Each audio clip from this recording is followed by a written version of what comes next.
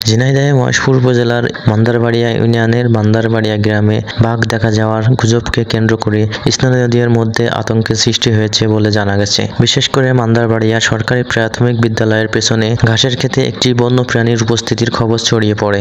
ঘটনার সত্যতা যাচাই করতে আমরা স্থানীয় গ্রামবাসীর সঙ্গে কথা বলি।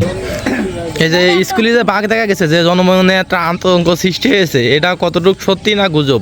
আসলে গত কয়েকদিন যাবত অবশ্যই এটা শোনা যাচ্ছে, গুজব কিনা জানি না, তবে আমাদের এখানে ইমাম সাহেব আছে, পার্শ্ববর্তী আরও ভাইরা আছে, তাদের বাসা আছে, তবে তাদের মুখ থেকে শোনা যাচ্ছে যেখানে বাঘ দেখা গিয়েছে। বলতে ওই আমাদের হুজুর দেখেছে যেখানে একটা মেসো বাঘ আছে, ওই যে মেসো বাঘ চলে গিয়েছে, এখানে বাঘ টাক না, বাঘ যদি থাকবে তাহলে ওখানে ঘাস কাটবে কেন করে, আর ঘাস কাটবে এখানে সিঁড়ি খেলা করে সারাদিন এখানে।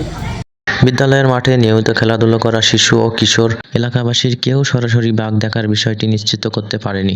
স্থানীয় সূত্র ও গ্রামবাসীর বক্তব্য থেকে জানা যায়, এলাকায় যে প্রাণীটি দেখা গেছে বলে ধারণা করা হচ্ছে সেটি রয়্যাল বেঙ্গল টাইগার বা বড় আকারের কোনো বাঘ নয়, বরং বনবিড়াল বা মেছোবাঘ জাতীয় এমন বন্য প্রাণী হতে পারে। গ্রামবাসীর সঙ্গে কথা বলে এবং বিভিন্ন তথ্য যাচাই করে এখনো পর্যন্ত এমন কোনো প্রমাণ পাওয়া যায়নি যে এলাকায় প্রকৃতপক্ষে বাঘের উপস্থিতি রয়েছে।